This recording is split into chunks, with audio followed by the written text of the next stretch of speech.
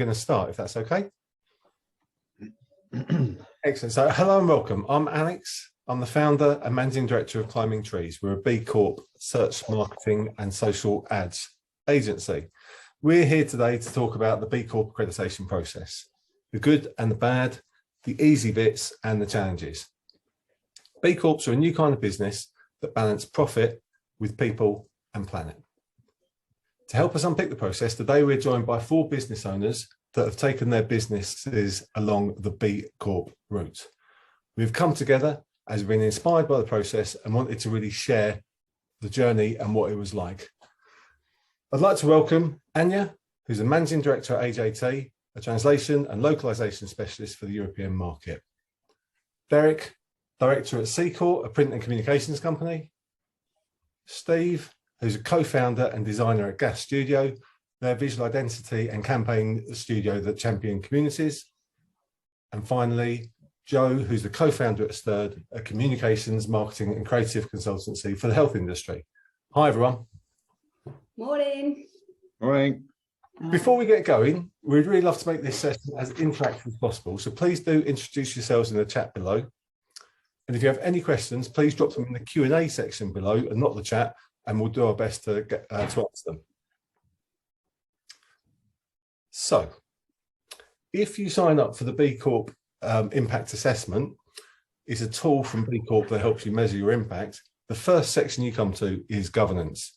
This relates to practices about a company's mission, ethics, accountability, and transparency. So how did you find it, Anya? Did it generate a lot of work? Yeah, it really did. We created so many policies when we first got started. I think we ended up with 27 new policies, so much so that our business director, Mark, who drove the B Corp process for us, became known as the policy man in our company. So we had a lot to do, but in all honesty, although it did take quite a bit of work, the questions from the section about governance were really great guide for us of what kind of policies we should have in our company. And in the end, I feel like they really helped us professionalize our organization, essentially. So some of the policies were really easy to implement, things like our code of ethics, code of conduct, career development policies, whistleblowing policies. There's a lot, but essentially, I think it just takes someone dedicated in the team to actually do the work. So my tip here would be for anyone getting started with this is to have a look at what other companies have done, rather than trying to reinvent the wheel completely. Most people share at least some of their policies quite openly on their website, and you can use these as a bit of a helpful starting point for your own business. So I just make sure that you make it personal for your own business and that the policies reflect your business operations. And then the second tip would be just make sure you use plain English. So the policies you create are there to guide your business operations, but they're also there to safeguard your employees. So I'd make sure that they're really easy to understand.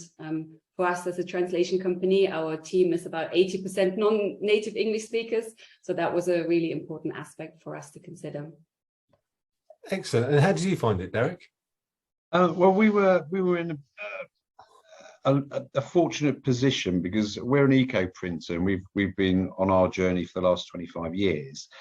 And before we became a B Corp, we'd done a large piece of work to become net positive. So from an environmental point of view, many of the questions that B Corp were asking us, we already knew the answers to. For us, the main areas that we needed to cover off were more ethical. And as Anya was mentioning, there were so many policies that we didn't have in place. Modern slavery, whistleblowing, code of conduct for suppliers and that kind of thing. But we found that there were a lot of resources out there that we could pull in, fairly standard documents that we could update for ourselves. So that was a great help. And then once we'd done that piece of work, it was about sharing it with our staff as well to bring them along on the journey. So that was very important for us because for us it was we had to have the whole company buying into it, which is obviously part of the B Corp values. Absolutely. And that point, Steve, about talking to and looking at other companies, how did you find that? Yeah, I think I speak for all B Corps is we love to share the knowledge we have. We love to see other people succeed.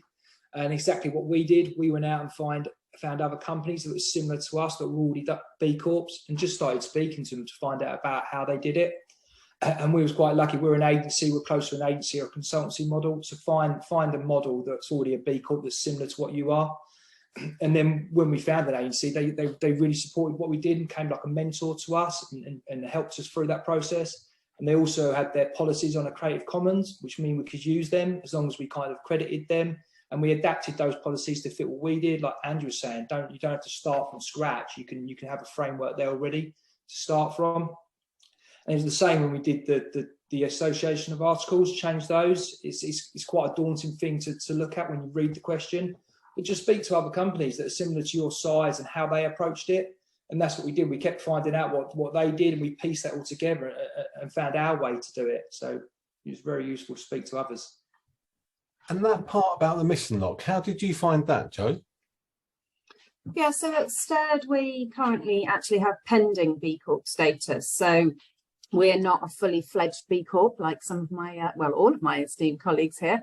And so for anyone who doesn't know what that entails, it's the route into B Corp certification, which companies who've been operational as a company for less than 12 months can follow to really start the journey to incorporate B Corp principles right from the word go.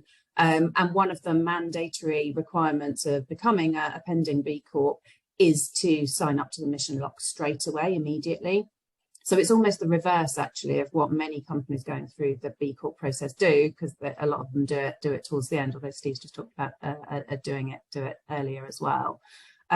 So yeah, one of the first steps we took, from an administrative perspective, actually it's a really simple process for a company just starting out. Obviously it's a really big deal in terms of process for much bigger companies, multinationals, etc. But for us it was relatively simple. But my God, what a significant milestone, locking your intent into the legal framework is a real marker, I think, of everything that we're trying to do. So it was really important to us. It was the line in the sand we needed, where we felt we really committed to the B Corp philosophy, and alongside that, the Better Business Act is also something that's gaining more and more momentum in the UK, and that was another thing that we really wanted to get behind and support, because while the B Corps are the forerunners of the mission lock, I think we'd all love to see a future where this was mandatory for all companies and not just a voluntary act. So we felt really aligned to their messaging. Absolutely. So the Better Business Act, if I'm right, is the company trying to get a change to the Companies Act to empower directors to place equal importance on people and planet, and then to get the business to report against how they balance those things in an impact report. Has anyone here done an impact report? Yeah, so we have to mark our first year in business, which again was another important milestone for us and a fantastic process to go through as business owners and a team. So it's the kind of thing that you associate with really big PLCs who do this kind of thing as part of their annual reports.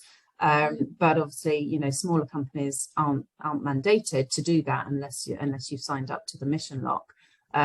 So it felt like we were very grown up all of a sudden, but it really was a really valuable process. I think we had to really challenge ourselves when we were writing it to not make it be a showpiece or a marketing piece of collateral, and instead just be a really honest account of where we got to over the year. And putting it out there for the world to see was really daunting, a bit scary, but such a rewarding process. So I definitely recommend everyone do that, whether they're a certified B Corp or not. It's something that anyone can do. And we found that our partners and the people around us supporting us were really helpful too. So our accountants, even though they weren't B Corp certified, actually were really keen to support us on that journey, and took a really proactive role to reviewing and validating the impact report alongside our financials reporting. So really good process. Perfect. So to summarise, I think the critical things to do are speak to other B Corps or approach ones that are in the relevant sort of industry. Make all policies personal to your business. The mission lock is a critical step, and then consider an impact report. So the next section you'll look at is community, and this is about how your business can contribute to the economic and social well-being of communities in which it operates. Steve, I know this is a massive focus for your team at Gas Studio. Did you want to kick us off here?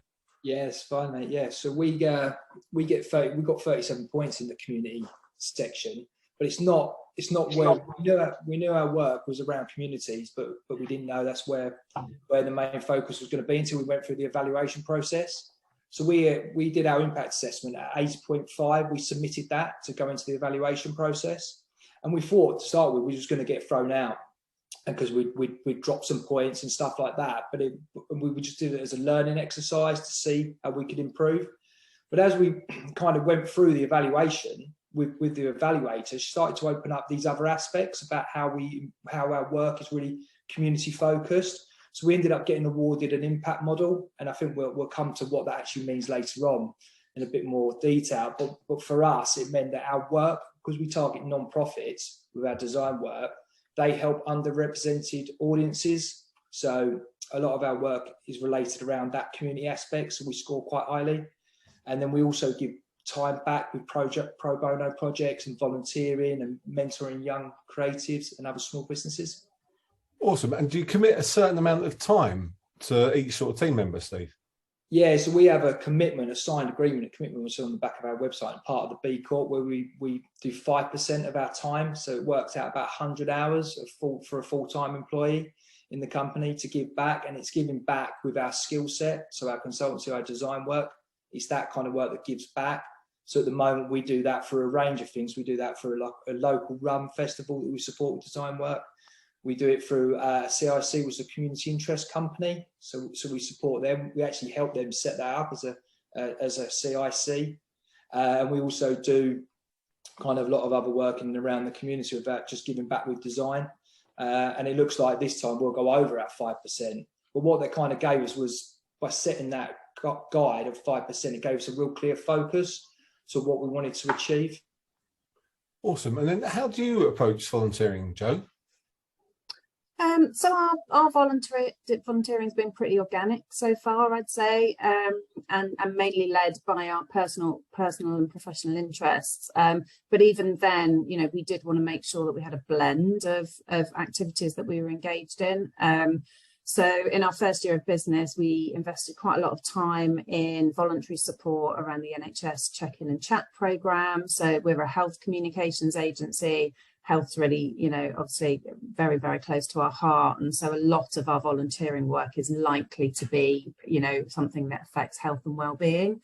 And we felt, you know, particularly as we launched our business, you know, in the kind of at the tail end of the lockdown period, we felt really compelled to kind of make sure that we were channeling some of our time to support those who needed extra help during that time. So I spent a lot of time doing that. Some charitable giving, and we chose to go local with that in our first year of business, and gave to a local homeless charity in Brighton. And then also, you know, one of the stakeholder sets that we identified when we were kind of planning our engagement through the year was our health communications peer community. And we felt quite strongly that we wanted to give some time back to our peers to help us move our profession forward. So we donated quite a bit of our time to sit on committees. There's an organisation in our sector called the Healthcare Communications Association, and both of us as co-founders volunteered to sit on committees throughout the year, focused on really knowledge sharing and building best practice. So yeah, been pretty organic, but going forward into the next year, we've definitely identified, as we've laid out in our impact report, that we want to be a bit more, I think, strategic, but also thoughtful about, you know, just exactly how much we volunteer, and also to make sure we're supporting and encouraging our growing employee base to do their thing too, both as individuals and part of our team. And I think I recognise a similar sort of pattern, because I think we do a lot of charitable work for clients such as Greenpeace and Orangutan SOS, managing their Google Ads grants. Through the B Corp process, we set up a policy whereby each team member can dedicate 3 days to a charity of their choice, something that's close to them. And that was set up and established during the height of the pandemic. And so far, we've not actually delivered any days to a charity. And so I think I have a plan whereby I recognise it's a problem that we're not getting enough traction with it. And so I'm going to try and lead by example, get a couple of team members to come on board with me and actually show the team that it's as important to deliver that work for charities as it is to deliver commercial work for our client base. How about you, Anya? How did you find it? Yeah, volunteering is an interesting one for us. I think some team members are just naturally more excited about volunteering than others. I think it's a personality thing as well. So far, we don't have a fixed number of volunteering days set up for our team. It's something we're looking to for the future. It was a bit like, as we went through the B Corp process, it was a bit like, what do we prioritize? And for this year, it was raising paid sick leave for our team. So we couldn't quite do everything in the same year, but it's definitely something for the future. But what we have done this year, kind of a bit like Joe, more organically, when the war in Ukraine started at the beginning of the year, we were just as a team like so upset and felt quite paralyzed about what we could do as a business to support the humanitarian effort. And so we said to our team that for the time being, we would give them 5 paid hours a week to do humanitarian work. And I imagine that might, be mostly for Translators Without Borders, translating communication. Didn't quite pan out that way, but our project manager, Kasia, actually did take us up on the offer. She's originally from Poland, and she went to Warsaw for 2 weeks, where she volunteered at the train station, giving out hot food to refugees who were arriving from the Ukraine. And this summer, she volunteered again and helped to run free English language lessons for Ukrainian volunteers in London. So not structured, but quite organic, and sort of where the need arose, we gave our time to volunteering. But beyond that, we also do a fair bit of donating to charitable causes, and we also offer 10% off for any charities and non-profits that we work with. So that's just another way of forsaking some of our profit to support the communities around us. Awesome. And then thinking about stuff like supply chain, did anything change in that regard, Anya? Yeah, so you're right. The community section of the impact assessment also covers supply chain management. And as a translation company, we work with lots of freelancers, probably about 300 freelancers all in all. And so what we did is we introduced a supplier code of conduct that we asked all of our freelancers to sign. It's probably not super well known outside of our industry, but there are quite a few translation companies in our industry that aren't operating to the highest ethical standards. And so for us, engaging with our freelancers around our supplier code of conduct actually send out a positive signal to our community that we're really serious about treating our linguistic talent fairly and respectfully. So though in one way it was yet another policy to create and implement, it was also a really valuable opportunity for us to strengthen relationships with our linguists. Awesome. And then what was that like for you, Derek? Yeah, well, we're kind of notorious with our suppliers anyway. Obviously, being the environmental people we are and doing the net positive that I mentioned earlier, so they're used to us kind of reaching out to them and asking questions. For us, it was very important to the code of conduct that was just mentioned. That was important for us to make sure they're all signed up to that, but we also wanted to get the other policies out there, the modern slavery stuff and all those kinds of pieces. But what we found when we were doing it is that none of our suppliers were B Corps, and none of them, I think, at that point had B Corp on their radar at all. So what we found it to be was quite inspiring as well. And once your suppliers understand what you're doing, they're always going to be very supportive and give you as much help or information as you want. So I think it's important not to not to treat the journey as just a tick box exercise, but use it as a chance to celebrate with your suppliers what you're doing, and you'll just be amazed as to how much help they give you. Awesome. And then was it similar for you, Joe? Yeah, I mean, obviously we're a very different kind of scale and nature of business to Derek, and you know, for us as a very new company, I won't lie, it did feel quite onerous at times to kind of look at the process and paperwork and data tracking when it came to our supply chain, I suppose. But I guess the way we looked at it is, you know, we're on a growth plan as a company. We look on it as an investment of our time to really lay the foundations. But I think more importantly is exactly what Derek was saying there. The minute you kind of see it as a tick box exercise and being bureaucracy for bureaucracy's sake, you'll lose faith. But what we've been able to see, even in a relatively short amount of time, when we look back, is that, you know, by using and going through the process, it's really helping us to take positive action. So, you know, when it comes to where we look for suppliers and what we look in our partners, so, you know, geography, ownership, business practices, they're all things, to be honest, you know, have rarely crossed my mind in you know, if I look back a few years of how I was choosing partners, it was all about the services that they provide. And I think, you know, that's the sign of our times, isn't it? Everyone's looking deeper, and as consumers we do it, but also as you know, B2B we do it too. And the B Corp process helps you to do that. And so even in our short time, you know, being in operation, we've definitely made different choices and made a whole host of new networks and partnerships too. And that's what the B Corp community kind of offers as well. So, you know, we're not being too purist about it, and it is all a balance, but at least it's front of mind and we're being more conscious as a result. Excellent. So to summarise this section, it's about trying to serve underrepresented groups, giving staff time to do charitable work and then focus on charitable giving, and looking at inspiring and motivating your supply chain. So the next section on the impact assessment was the environment. And I was really surprised about how little I understood about climbing trees' environmental impact, if that's even how you say it. So the environment section was a really interesting one for me. It's the section that helps you understand how your company can improve its overall environmental stewardship. So Derek, how did you find this area? I think from what you're saying is quite correct. As a business starting out looking at your environmental footprint, it's very surprising how little information is actually out there on government websites and, you know, and other websites to try and help you know where to go next. For instance, on our journey, we had to swap our whole printing process out. We became we ran on renewable energies, we became zero waste to landfill. So we had to change the whole of our printing process to get to where we needed to be.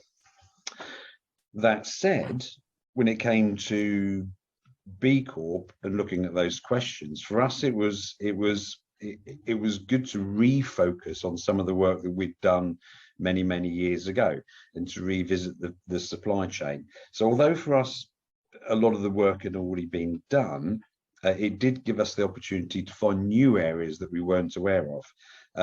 One of the great ones is we're redeveloping our website, and we had no idea at the time until we started going through the process there was such a thing as an eco websites that kind of use less energy because the web searches are much better. So even for us, we found there were a lot of positives coming out of it. Awesome. And then how did you find this, Anya, as a remote first company? Yeah, to be honest, we found it quite a challenge actually to prove our environmental friendliness and score points in a fully remote setup. We don't have a physical office, we don't have a physical product, so no supply chain with physical products either, or materials. So we have a fairly low footprint. So it was quite hard to score points in certain areas, like questions around how do you dispose of hazardous waste when we don't produce any hazardous waste. So sometimes some points you just couldn't score because it was always just not applicable. So you had to move on to the next question. But we did also recognize that going fully remote meant that we were transferring that responsibility of being environmentally friendly from our physical office to everyone's home offices.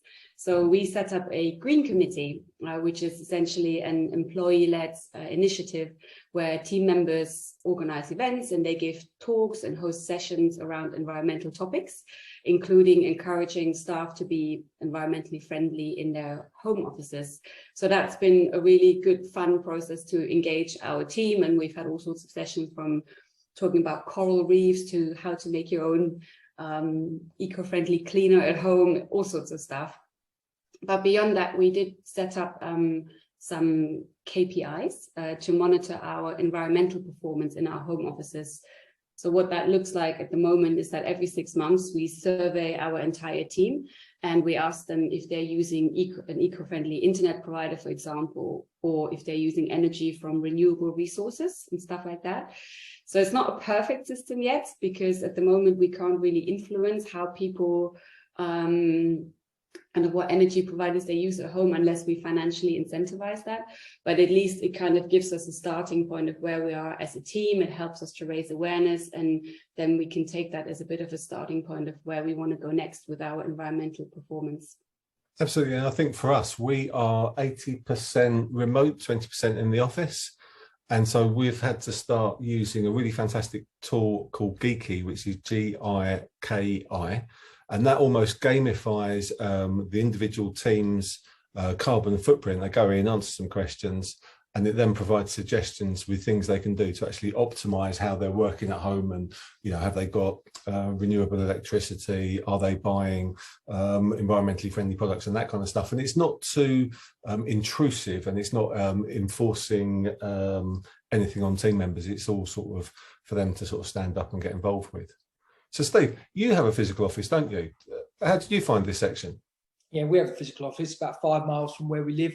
So we cycle most of the time. And if we're not cycling, we're sharing lifts to get in here. But the problem is the challenge we faced, we was doing that before B Corp. That was part of our culture and our lifestyle anyway, is around the environment. So we was doing this stuff before we become a B Corp. So we're super low. So now it's really hard for us to kind of get some extra points of that, because we're doing all this stuff already. And the other thing, this section for us is just a big learn, and I think it's learning for everyone. It's changing so fast, and what's coming out, the new information. And we was talking about offsetting our carbon. Once we knew what our carbon was and we benchmarked it, how do we offset that? And then we started to find something. We wanted to find something that was personal to us to offset, and that was quite hard to do. So in the end, we just donated to the Woodland Trust that supports local habitat, but it's not a recognised scheme. So we don't actually get any points back for that or get any benefit from doing that. So it's a big learn, further investigation from us around what's happening. And also we use a co-working space, and that's something that at the moment is really hard to track. So we're currently working with Somerset House where we do our co-working, and we're trying to find out what their bills are and what their energy is, and then work that back to find out what our impact is by using a co-working space. So there's a lot of learning. Excellent. And how is it for you, Joe?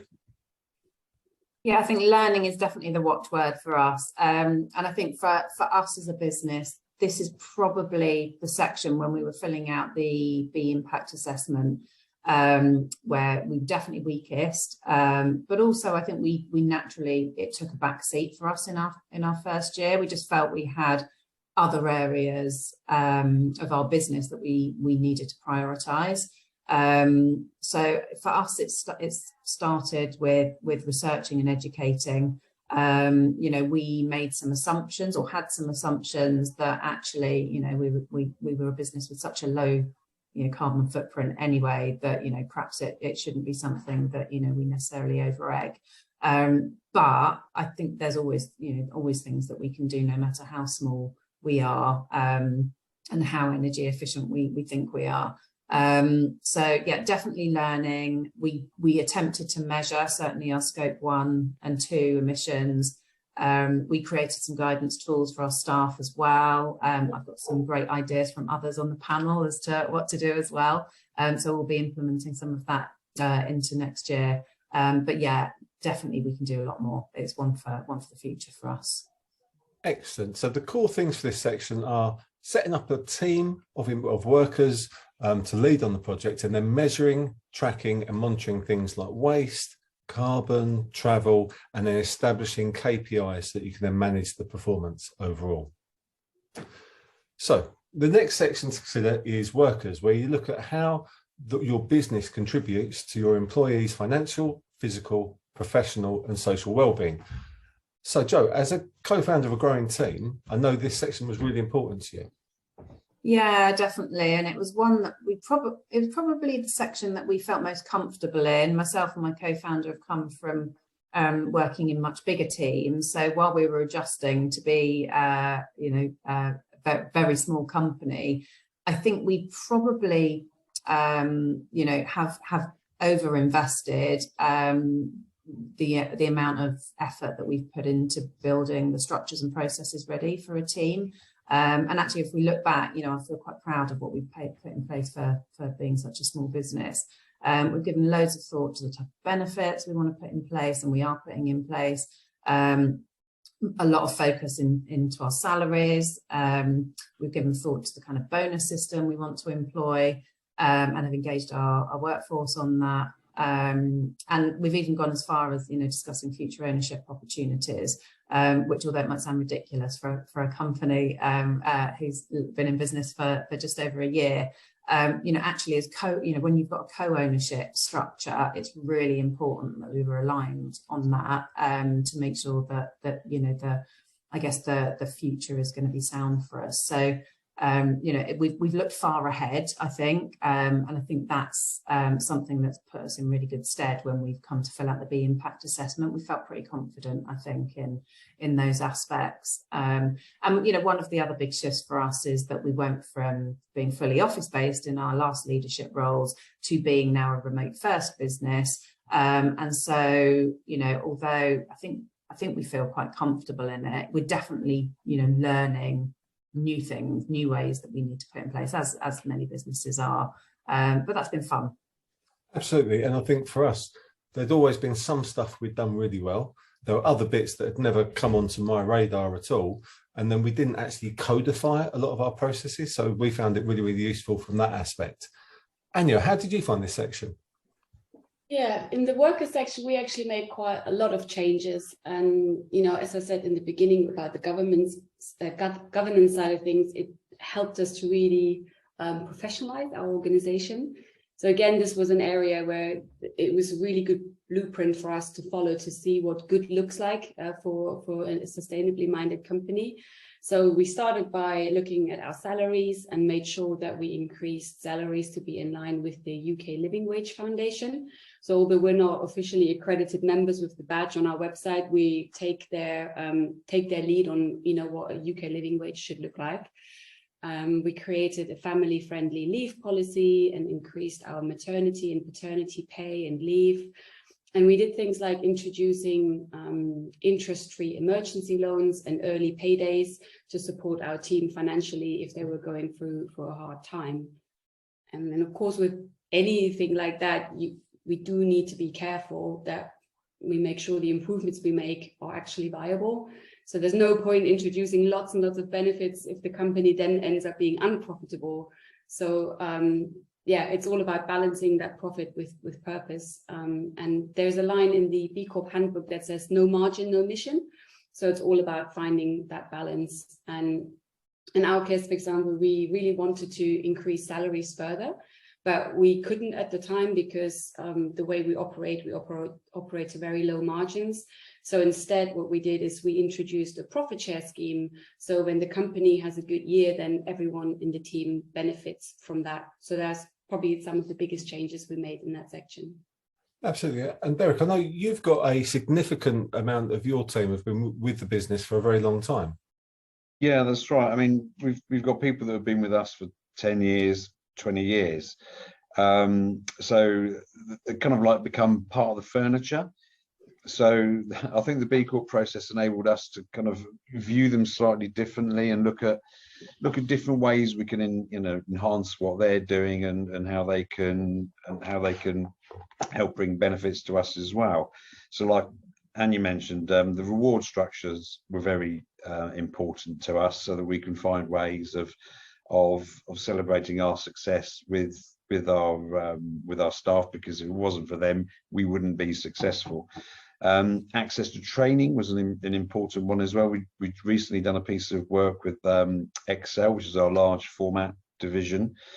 It's only a small division at the moment, and it's growing. There's three people in there, plus Paul, who heads it up. So what we wanted to do there was we produced a questionnaire for the guys, so they could go through it and basically tell us what they think their strengths are, what they think their weaknesses are, and areas where they feel they need more assistance or more training. When those pieces came back, that was great, because it allows us to push their training forward and help them on that. Other things we were looking at, although we've shelved it at the moment because of the energy crisis, is we want all our staff to not only be recycling and doing that kind of stuff, but we also want them to think about green energy and swapping out to green energy. So one of the ideas we had, which we're going to look at as we come out of the crisis period, is how can we support financially our staff to access green energy, whether it be through an increase in wages or however that works. So B Corp's great for getting you thinking outside the box and looking for other ways you can, enhance your business and obviously score points at the end of the day. Absolutely. And you also have apprentices in the business as well, do you? Yeah, we do. We're quite, the print business is full of old people, because nobody actually wants to to join print. It's not exactly a sexy job anymore. So we were struggling to get young people on board, and we kind of shelved it, pushed it to one side. But again, B Corp inspired us to get back on that treadmill and have a look. And we reached out to the BPIF, which is one of our kind of governing bodies as such, and they have a program that we linked into, and through that we've managed to bring an apprenticeship on board. So yeah, it's great. It's new opportunities and getting some new blood into the business. And then on that side of things, Steve, you've got interns, have you? Yeah, we do an intern program. So we run one every year for about 2 to 3 months. We have an intern come over and work with us. And they get paid the living wage. So we're part of the Living Wage Foundation. So our interns get paid living wage as well. But what we did find, that connects back to the environment bit, is our intern was travelling a long way to be with us, and we wanted them to be with us because of the experience you get with a design studio, and it's quite collaborative. So we wanted them to be with us. But we found that with B Corp, it's a balancing act. We're giving back and doing the intern part and giving somebody a chance and talent chance in the creative industry. But on the same time, our sustainability went up because they're travelling a long way to get to us. So I think we find with B Corp, it's a balancing about what you're doing.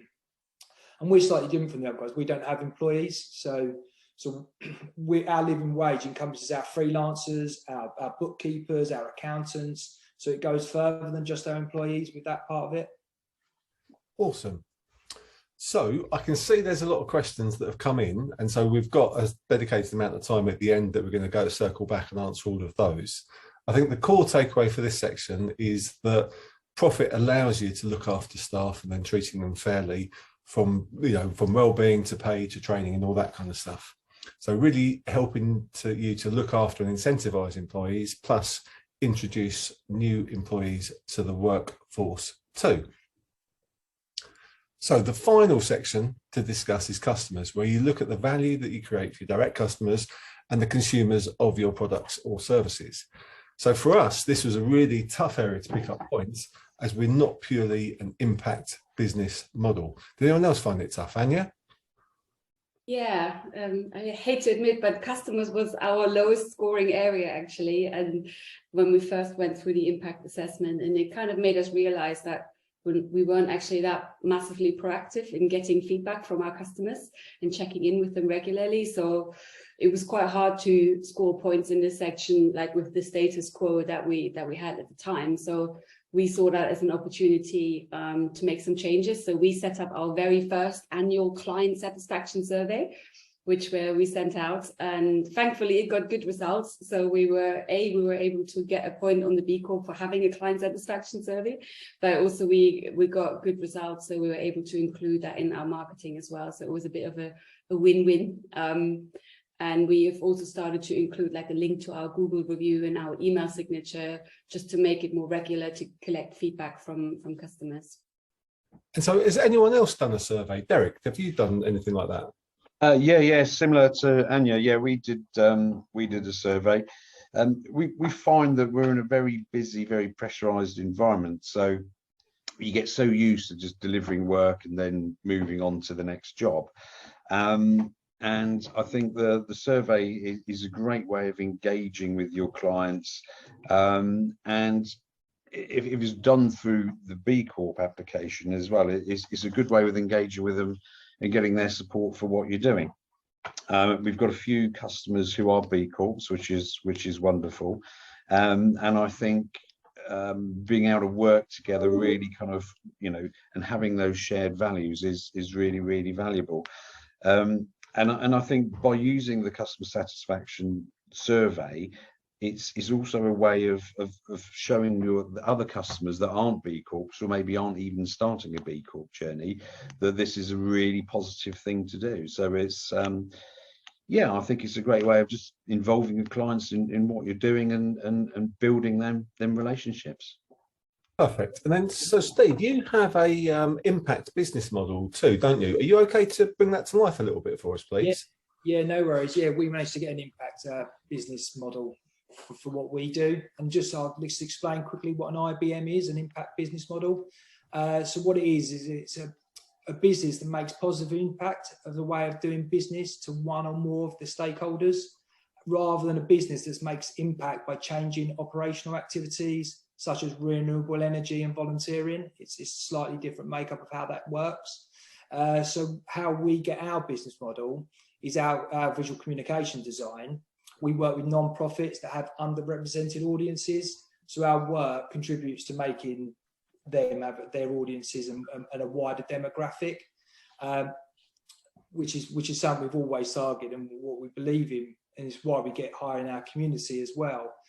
But what that kind of means for us is it's hard to kind of work out exactly what the impact of our work. So what we do with our clients, we set early benchmarks, so then we can work out how our work has changed. So we kind of, when we do our work and start work, we talk to our clients and say, right, what is your underrepresented audience? How do we get to them? And we set out that strategy early doors to say, right, how can we get to them?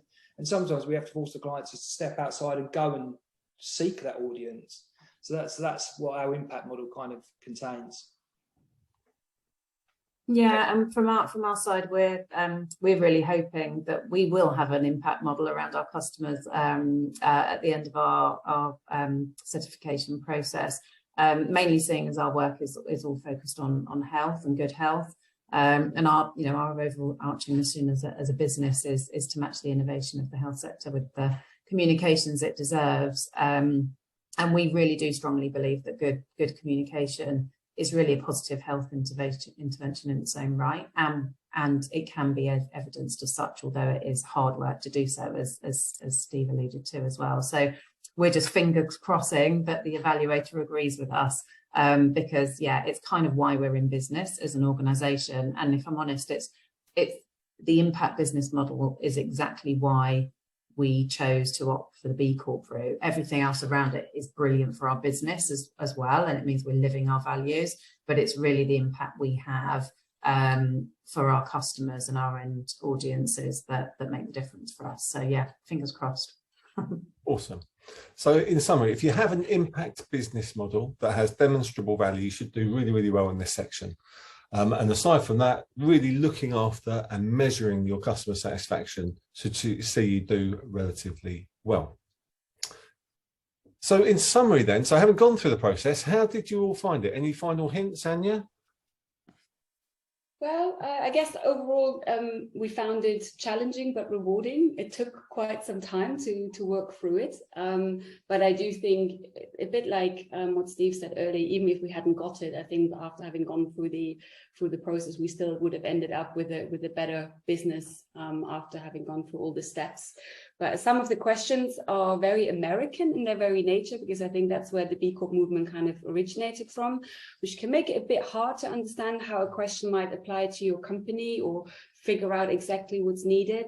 So just make sure you just take your time to read through the questions, and there's always like a little learn more example or button next to each question, so make sure that you have a read through that. And as we said before, don't hesitate to ask others who've gone through the process if you're unsure.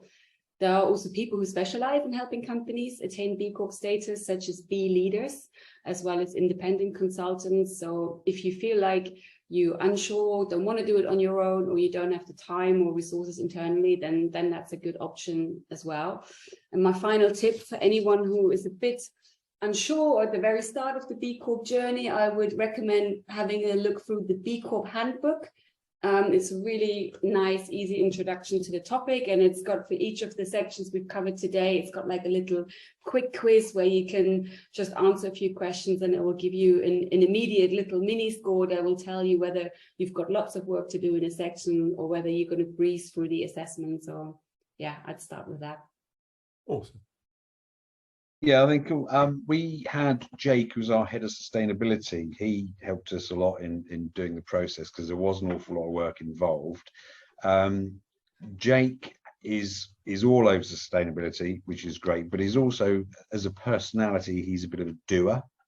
So I think if you've got anyone in your organization that is very focused and very thorough when it comes to paperwork and that kind of thing, allocate them if they're up for it to go through the process, because you do need, continual focus on it. But again, as I mentioned earlier, we've got to view this outside of a tick box exercise, because you'll just be amazed how much you learn about your business and the people within it, and where you want to go as a business as well. It will bring up inspirations for you that you didn't really know that you had. So yeah, it's a lot of work. Get the right people on it, reach out for help if you need to, and just enjoy the journey. Yeah, no, it's definitely a journey, and you will learn so much about your business and yourselves really as you go through that. But what we found is when you're doing the assessment, there's a notes area. Really fill that out with a load of detail, ask silly questions, be really transparent. That is how we actually ended up with our impact business model, because we was putting comments in there's like, we think we do this, we're doing this really well, we think because of this. And what happens is when the evaluator starts going through it, they start asking you extra questions based around your notes, and that's when things started to open up from us and become more beneficial. And that whole evaluation process is great. They're not there to kind of trip you up, they're there to help you succeed. So we just had an open conversation with them, and it was just really beneficial, really good part of the process. That's good to hear as a pending B Corp, because we're just about to go into our evaluation period. So yeah, I definitely obviously can't talk about the end stage of the journey, but I would absolutely advocate for the pending B Corp approach for any new businesses out there. And, yes, it's a commitment on top of everything else that a new startup has to do. But actually, for us, I think what it's given us is a ready-made framework by which we can set up our strategic and operational plans and activities of the business. It's given access to resources, tips, new partners, just inspiration that we've really used as key building blocks for setting up our company operations. So that's been really, really helpful. And I think actually has accelerated us on our journey a little bit. So, if you're already aligned with the principles and directions of the B Corp movement, then it's definitely a benefit to get in there right at the start of the process, I think. We also did lean on the support of a B leader, thanks to Alex's recommendation. And it felt like a really good investment, not only from a kind of financial perspective, but actually it was a fantastic learning experience and really fun to just, have an expert in the room and pick their brains. So, for us, it was really good value. So I'd recommend doing that if you don't have the resources in-house. Fantastic. Thank you, everybody. So we have had quite a few questions pre-submitted and then submitted during the course of the day, which the amazing Frankie at Climbing Trees has curated for us. So I'm going to pass them over to you guys. So, and we've committed to trying to get through as many of them as possible. We're very happy to pick up conversations after the webinar. So if you do need extra information, then everyone's happy to sort of help you on that process. So the first question we had was from Christian, CEO at mrchristian.com, and he asked, can you still apply and register for B Corporation using third-party suppliers and manufacturing partners for your goods? And so, Derek, that feels a natural one for you. Yeah, absolutely. Well, when we applied and then became a B Corp, not one of our, and it still is the case today, not one of our suppliers is actually a B Corp. Looking at our wider industry, there's an organisation called Webmart, who are a print management company. They work with probably tens or maybe even hundreds of printers countrywide.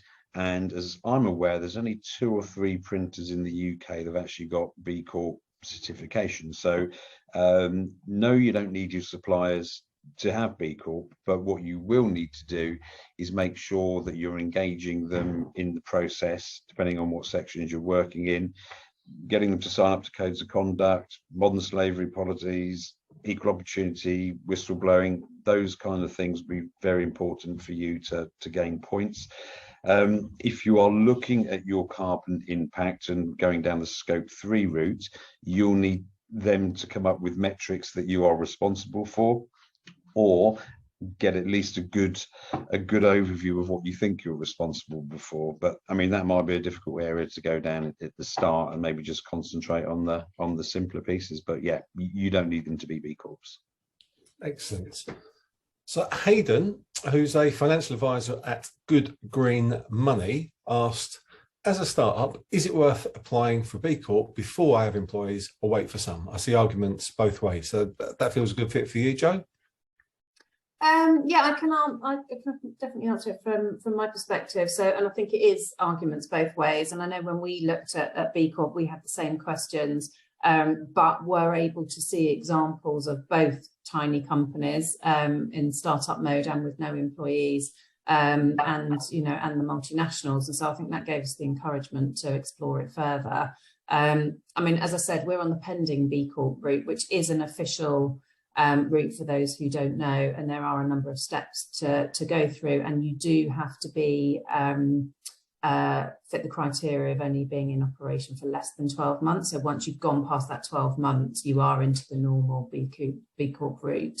So there's that to consider. I mean, actually, when we did finally submit a couple of months ago, just at the end of our pending period, we submitted with 2 employees. So we have gone the employees route, but I know it is definitely possible. And actually, I think Steve is probably the shining example of that, Stephen Gale. Perfect. And then Hayden did ask a bit later on, he said during the webinar, how long that actually took, how long that B Corp pending process took.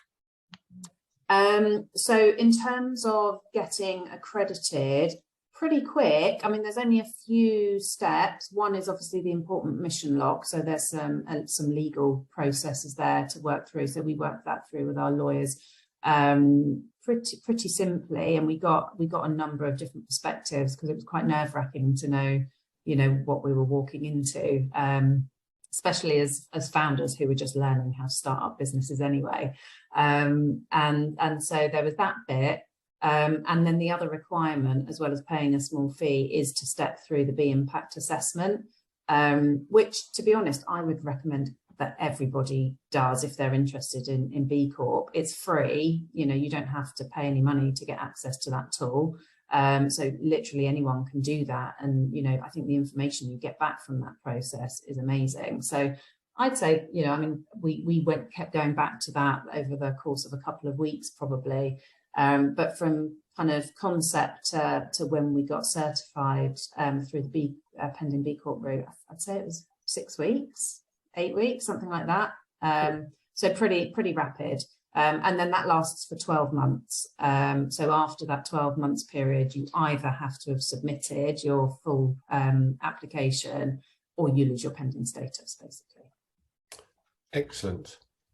So we have a couple of questions that are similar. One from Emma, the director at Quality Languages Limited, and another from Nicola at Dialogue Language Services International Limited. And they're sort of similar, so I'll bunch them together if that's okay. So Emma asks, we're just at the start of looking at being a B Corp and keen to understand the investment in time and money that it's going to take. And then Nicola said that I've heard it can take a very long time. Sorry, I'm paraphrasing. I've heard it can be very time consuming. Is it? How difficult is it for a small company with not a lot of resource? So Anya, do you mind answering that? Yeah, absolutely. So I would say that it kind of depends on how old your company is as well, because a bit like what Joe was talking about, when you're just starting from scratch, you have to kind of start with everything, your whole company structure and organizations, all the policies. Whereas if you may be in a slightly older company, you might have some of these policies already in place, and so they're kind of easy tick lists. But for us, so we did our very first impact assessment, just going through the assessment ourselves. We've got like 50 points and you need 80 to submit your application. We're at the time like umming and ahhing. Are we going to do this? Is it going to be worth it? But then we decided in January 2021, as we said, we're going to go for it. And it took us until September 2021 to actually submit it. So we had in our company, we had Mark, our BizDev director.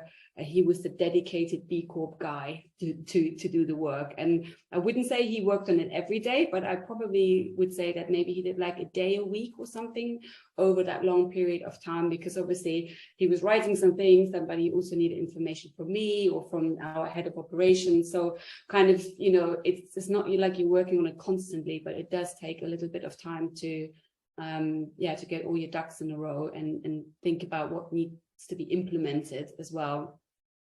In terms of cost, I guess time is probably the biggest cost, I would say. There are certain things like we had to pay £250 to actually submit our application. We spent about £1,000 working with a solicitor to get our article of association changed.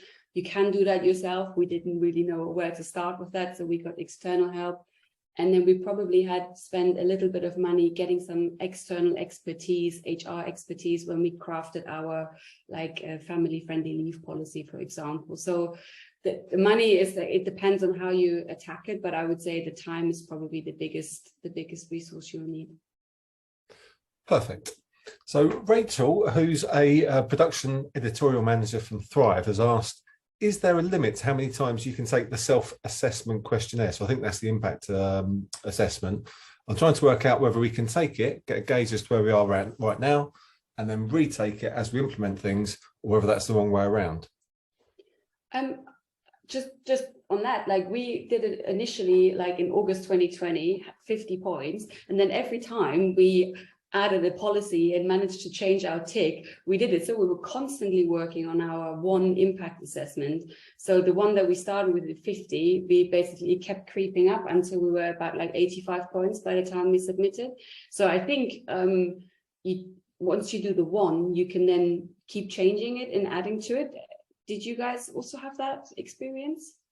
Absolutely. I sort of used the impact assessment as a central hub to log our process and what we were doing.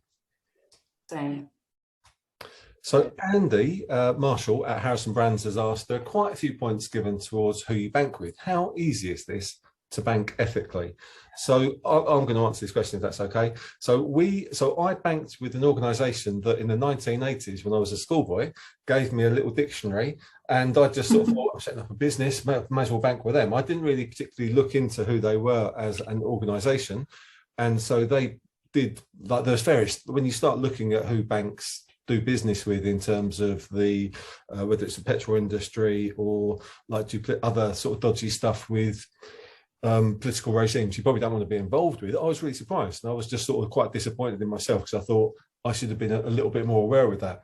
So we changed our bank for the first time in over 10 years, moving to an independent bank, because at the time I think there is Triodos, who are a B Corp. Triodos, yeah.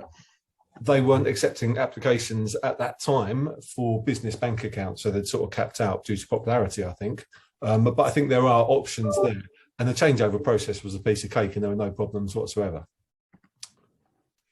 So Emma has asked, we realised a lot of our footprint data is we've realised a lot of our footprint is data related. You've mentioned eco-friendly websites. What changes have you all made, re data storage, stroke cloud use, etc.? Well, I can just start with the fact that we've limited the amount of social media accounts we use. So we used to be across Twitter and Facebook and LinkedIn and Instagram, and we've shrunk that down to predominantly LinkedIn to just literally decrease our social media footprint.